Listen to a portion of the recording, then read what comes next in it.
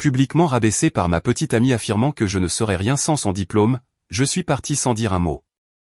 Dès le lendemain, j'ai pris ma revanche, j'ai désactivé l'outil essentiel dont elle dépendait chaque jour.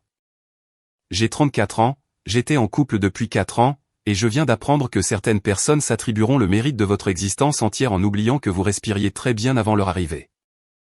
Laissez-moi revenir en arrière. Je suis développeur de logiciels, autodidacte, sans diplôme. J'ai commencé à coder à 15 ans dans ma chambre, j'ai conçu ma première application à 17 ans, et je l'ai vendue pour une somme qui m'a permis de faire l'impasse sur les études supérieures pour continuer à créer. À 25 ans, j'étais freelance à plein temps. À 30 ans, j'avais ma propre petite entreprise. 3 employés, des clients réguliers, de bons revenus. Rien d'extravagant, mais stable et à moi. Je l'ai rencontrée lors d'un meet-up tech à Lyon il y a 4 ans. Elle avait un master en informatique, travaillait dans un grand cabinet de conseil et gagnait très bien sa vie. Le courant est tout de suite passé autour d'anecdotes de débogage catastrophiques et de demandes clients aberrantes. Nous avons commencé à sortir ensemble et nous nous sommes installés dans le même appartement après 1 an. Qu'on soit clair, elle m'a aidé. Je ne prétends pas le contraire. Elle m'a appris à optimiser correctement mes algorithmes, m'a aidé à restructurer mon code pour le rendre plus efficace et m'a présenté des personnes de son réseau. Certaines de ces introductions se sont transformées en contrats. Son expertise technique a amélioré mon travail, je ne l'ai jamais nié. Mais au fil du temps, elle s'est mise à croire qu'elle m'avait entièrement façonné. Elle a commencé à raconter à tout le monde qu'elle m'avait pris sous son aile, à me présenter comme quelqu'un qu'elle avait guidé vers le succès, et à s'attribuer le mérite de mon entreprise comme s'il s'agissait d'une cofondatrice plutôt que d'une compagne attentionnée. Au début, j'ai laissé couler. Je ne voulais pas paraître ingrat. Elle m'avait effectivement aidé. Mais les remarques sont devenues plus insistantes, plus possessives, de plus en plus méprisantes pour ce que j'avais accompli avant elle. Tu n'étais qu'un simple freelance quand on s'est rencontrés. Je le suis toujours, j'ai juste des salariés maintenant, grâce aux clients que je t'ai apportés. 3 clients sur 20. Je l'apprécie, mais j'en avais 17 autres avant toi. Et pour faire quoi? Des petits projets. C'est moi qui t'ai fait changer de dimension. Ces discussions revenaient chaque mois, puis chaque semaine, et enfin presque chaque fois que nous étions avec ses amis ou collègues. Elle minimisait mon passé, exagérait sa contribution, faisant passer les choses comme si je construisais de simples sites WordPress dans la cave de mes parents avant qu'elle ne vienne me sauver. La réalité, c'est que je gagnais un peu plus de 100 000 € par an avant notre rencontre. J'étais propriétaire de mon appartement, j'avais un carnet de clients bien rempli et je m'en sortais très bien. Son aide a accéléré certaines choses, en a amélioré d'autres, mais elle ne m'a pas créé à partir de rien. Le week-end dernier a été la goutte d'eau. Son entreprise organisait une fête pour la promotion d'un de ses collègues. Un verre dans un bar chic du centre-ville, une vingtaine de personnes, des développeurs, des chefs de projet, quelques cadres. J'en connaissais certains, ayant travaillé avec 2 d'entre eux comme clients par le passé. Je discutais avec l'un de ses anciens clients. Il me félicitait pour un projet récent dont il avait entendu du bien, disant qu'il aurait peut-être d'autres missions à me confier. Chloé, ma petite amie, s'est jointe à la conversation. Évidemment que son travail est bon. C'est moi qui l'ai formé. Le client a eu l'air perplexe. Je pensais que vous vous étiez rencontrés alors qu'il travaillait déjà depuis des années. Il bossait, oui, mais pas très bien.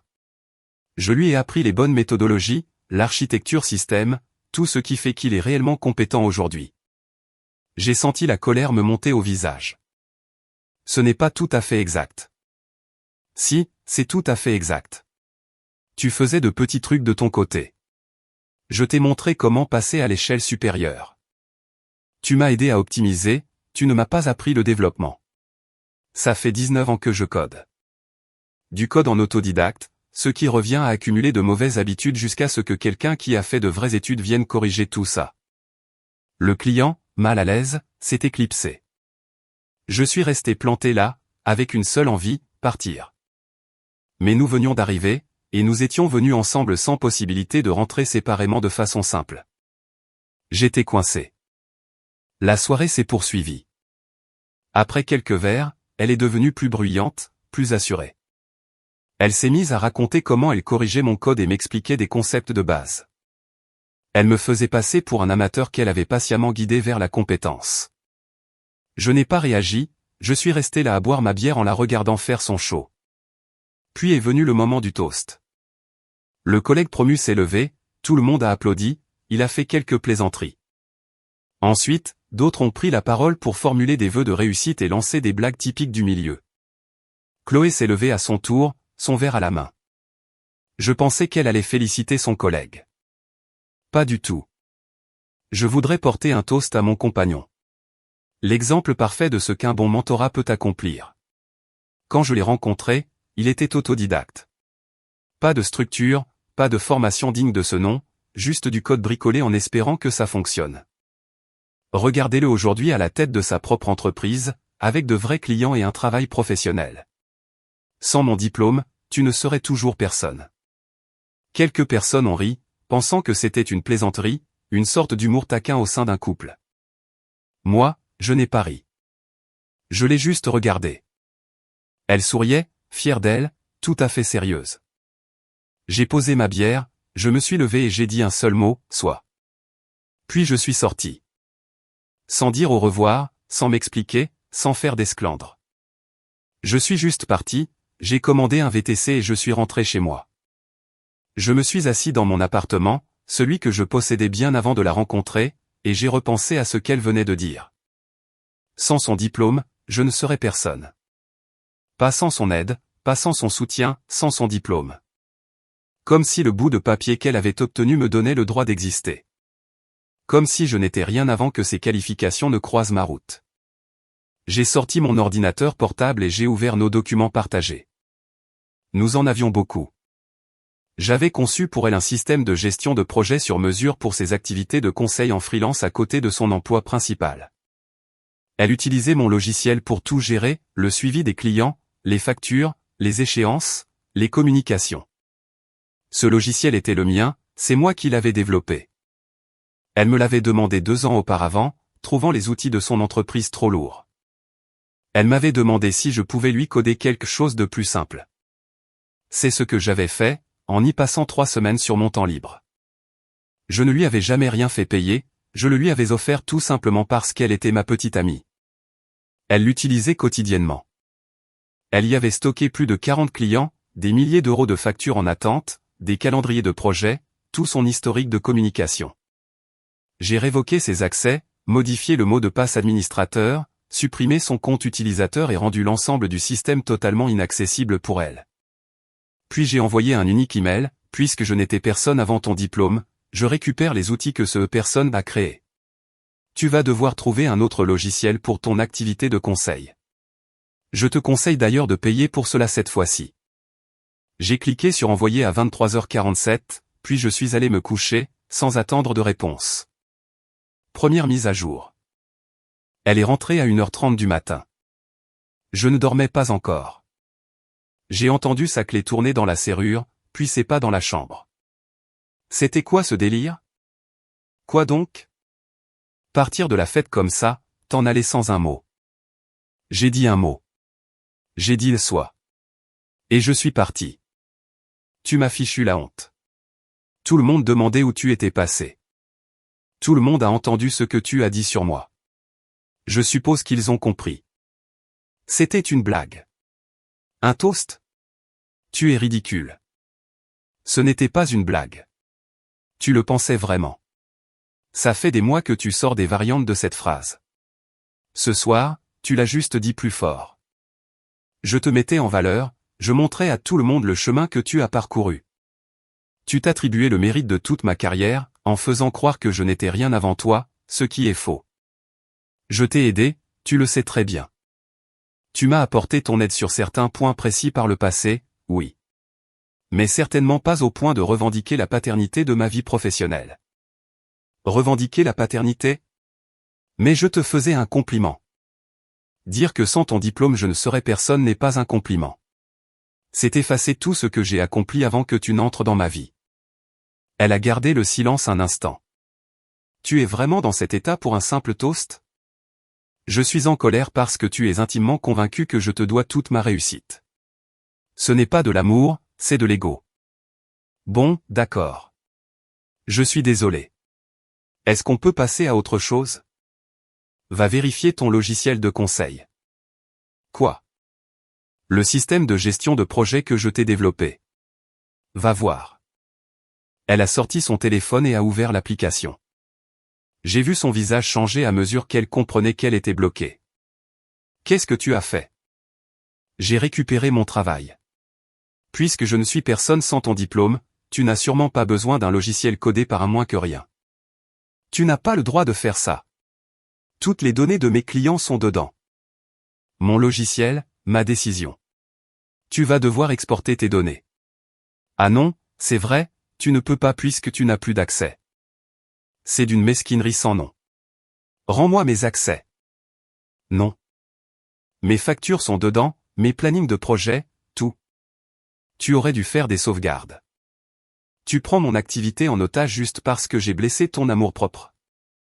Je reprends un outil que je t'avais offert de bon cœur quand je pensais que nous étions des partenaires. Mais puisque tu penses que je ne suis rien sans toi, j'ai pensé que tu ne voudrais pas des cadeaux d'un moins que rien. Arrête de dire ça. C'est toi qui l'as dit la première devant 20 personnes. Tu as dit que je n'étais personne sans ton diplôme. J'agis simplement en conséquence. Elle a commencé à pleurer. S'il te plaît, j'ai des échéances, des livrables clients à rendre. J'ai absolument besoin de ce système. Tu as un master en informatique. Conçois le tien. Ce n'est pas juste. Ton toast ne l'était pas non plus. Elle a attrapé un oreiller et est allée s'installer sur le canapé. Je l'ai entendu passer des coups de fil, essayant probablement de trouver une solution pour récupérer ses données. Bon courage à elle, j'avais hébergé ce système sur mes propres serveurs et tout était chiffré. Sans mes identifiants, elle n'avait aucun moyen d'y accéder. Deuxième mise à jour. Au réveil, elle était déjà partie. Elle s'était éclipsée tôt pour aller travailler, sans doute pour éviter de me croiser. J'ai préparé du café et j'ai consulté mes emails. Elle m'avait envoyé 12 messages pendant la nuit. Les premiers étaient furieux, exigeant le rétablissement de ses accès et me menaçant de poursuites judiciaires. Puis le ton s'était fait désespéré, elle m'expliquait à quel point elle avait besoin du système, qu'elle avait des présentations clients le jour même et qu'elle passerait pour une amateur si elle se présentait sans ses données de projet. Le dernier email était rempli d'excuses. Elle reconnaissait avoir dépassé les bornes, disait qu'elle n'avait jamais voulu me rabaisser, qu'elle avait trop bu et jurait qu'elle ne s'attribuerait plus jamais le mérite de mon travail de la sorte. Je n'ai pas répondu. J'ai bu mon café tranquille, puis je me suis installé dans mon bureau à la maison pour commencer ma journée. Elle m'a appelé à la pause déjeuner. J'ai décroché. Il faut qu'on parle. Je t'écoute. Je suis désolé. Vraiment désolé. Ce que j'ai dit était déplacé, je me suis laissé emporter. Je pense sincèrement que tu as du talent et que tu as bâti ton propre succès. Je voulais juste que les gens voient que j'y avais contribué, que je faisais partie de ton histoire. Tu fais partie de mon histoire, oui, mais tu n'en es pas l'auteur. Il y a une nuance. Je le comprends maintenant. S'il te plaît, tu peux me redonner l'accès? Je vais tout sauvegarder immédiatement et je te promets que je ne prendrai plus jamais cela pour acquis.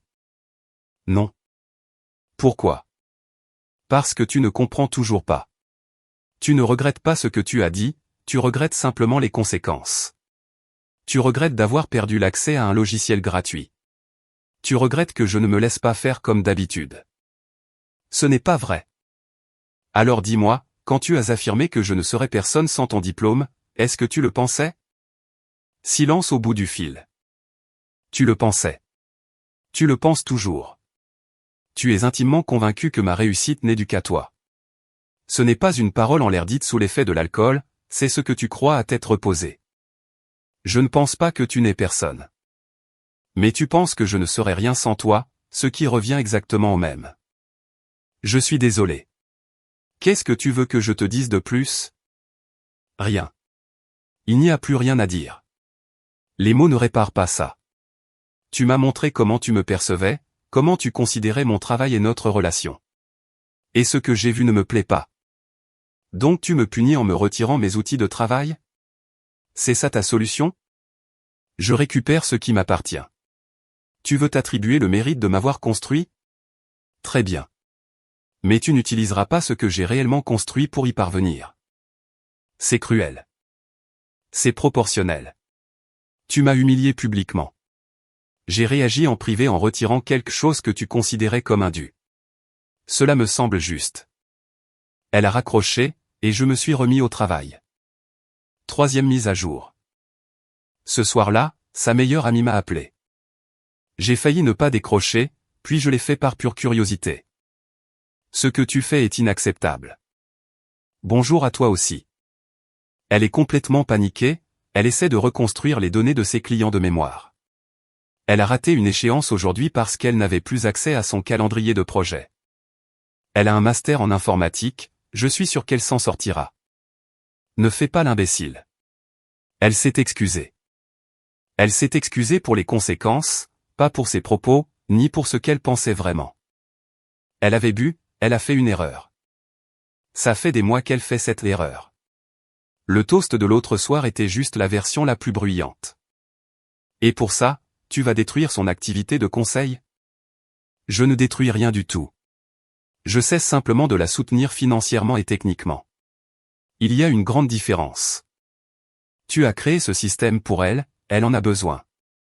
Je l'ai créé à une époque où je pensais qu'elle me respectait, qu'elle respectait mon travail et ce que j'avais accompli avant elle. Il s'avère que ce n'est pas le cas. Alors pourquoi continuerais-je à lui fournir des outils gratuits? Parce que tu l'aimes. L'amour ne signifie pas accepter le mépris. Cela ne signifie pas laisser quelqu'un s'approprier toute votre existence professionnelle. Et cela ne signifie certainement pas offrir son travail gratuitement à quelqu'un qui vous traite de moins que rien. Elle ne t'a pas traité de moins que rien. Si, elle l'a fait. Elle a dit que sans son diplôme, je ne serais personne. Ce sont ses mots exacts, devant 20 témoins. Son amie a gardé le silence. Elle m'a dit que c'était une blague. Ce n'en était pas une, et elle le sait très bien. Maintenant, elle doit faire face aux conséquences de son manque de respect envers quelqu'un qui la soutenait. Tu es d'une rancœur incroyable. Je tourne simplement la page. C'est différent. Elle a raccroché. J'ai commandé à dîner, j'ai regardé la télévision, et je n'ai ressenti aucun remords, aucun regret, juste une grande clarté d'esprit. 4e mise à jour. 2 jours plus tard, elle a déménagé.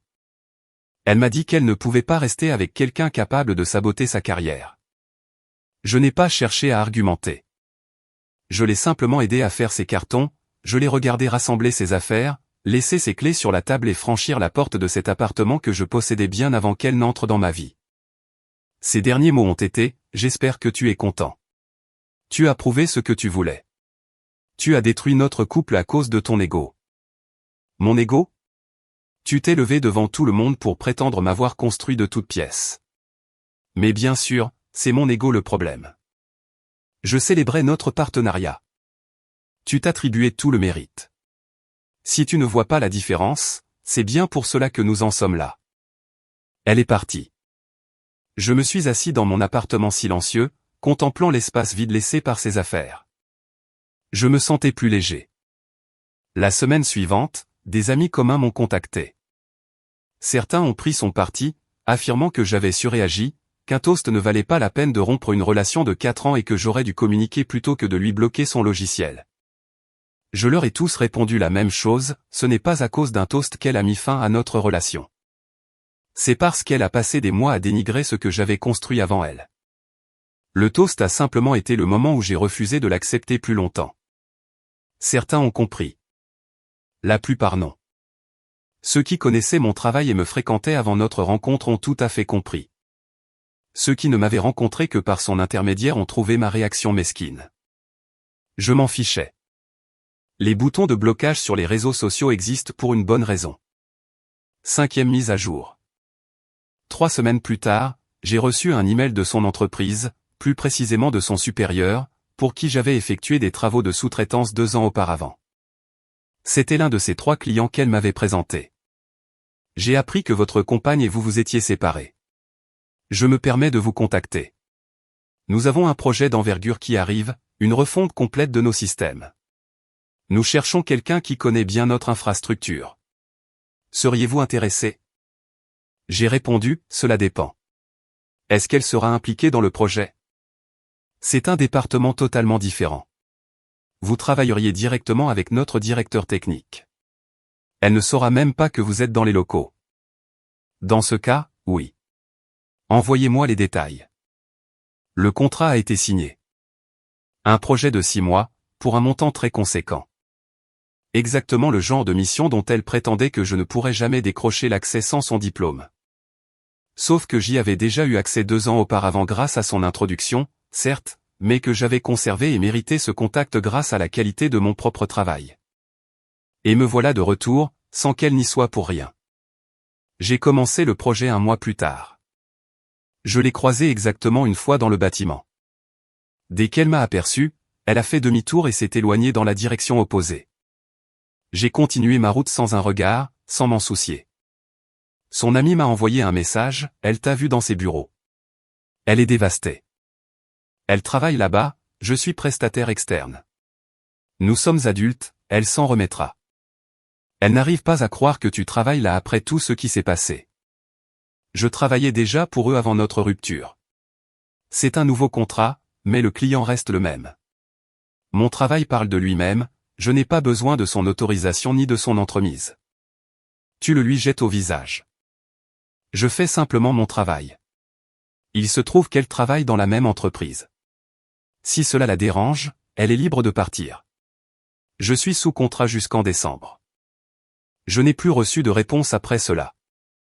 Dernière mise à jour. 4 mois ont passé. Le contrat de 6 mois s'est terminé et s'est transformé en contrat d'assistance régulier. Ils souhaitent que je reste disponible pour leur futur projet. J'ai accepté, de bons revenus, un travail intéressant, le tout sans avoir besoin de son diplôme ni de son approbation. Elle fréquente apparemment quelqu'un d'autre, un collègue de son entreprise qui possède, lui, tous les diplômes requis. Je l'ai appris par des amis communs qui nous suivent encore tous les deux. Je n'ai pas demandé de détails, je m'en fiche éperdument. De mon côté, je suis célibataire, je me concentre sur mon activité. J'ai embauché un salarié supplémentaire, élargi mon portefeuille de clients et je me porte mieux financièrement que jamais durant notre relation. Il s'avère que je travaille bien mieux quand personne ne passe son temps à me répéter que je ne serais rien sans elle. Je ne lui ai jamais redonné accès au logiciel. Elle a reconstruit ses propres systèmes ailleurs et paie désormais pour des outils de gestion de projets professionnels, comme tout le monde. C'est probablement une bonne chose pour elle sur le long terme, elle est moins dépendante de quelqu'un qu'elle pourrait mépriser et qui finirait par lui couper les vivres. Je l'ai revue une dernière fois dans un café près de ses bureaux. Elle faisait la queue devant moi et ne m'a remarqué que lorsque je me suis retrouvé juste derrière elle. Oh, salut. Salut. Comment tu vas? Bien, et toi? Ça va. Très occupé, j'imagine? Un silence gêné s'est installé. Elle a pris son café, s'est tournée pour partir, puis s'est arrêtée. Je suis désolé pour ce que j'ai dit. Pour la façon dont je t'ai fait te sentir. J'avais tort. D'accord. C'est tout? Juste d'accord? Qu'est-ce que tu veux que je te dise d'autre? Je ne sais pas. Que tu me pardonnes, peut-être. Je ne pardonne pas aux personnes qui me traitent de moins que rien. Je trace simplement ma route sans elles. Je ne t'ai jamais traité de moins que rien. Tu as dit que sans ton diplôme je ne serais personne. C'est la même chose. Je le regrette. C'est une bonne chose. Peut-être que tu y réfléchiras à 2 fois avant de t'attribuer le mérite du travail d'un autre. Elle est partie.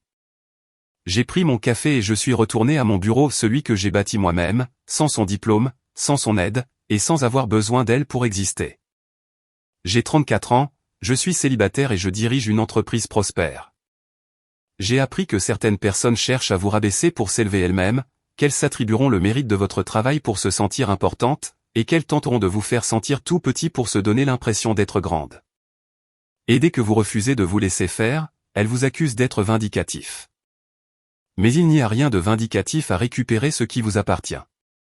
Il n'y a rien de mesquin à refuser de soutenir quelqu'un qui vous manque de respect. Il n'y a rien de mal à s'éloigner d'une personne qui pense que vous ne seriez rien sans elle. Car voici la vérité, j'étais quelqu'un avant elle, et je le serai après elle. Et le fait qu'elle ait eu besoin de croire le contraire en dit long sur elle, et absolument rien sur moi.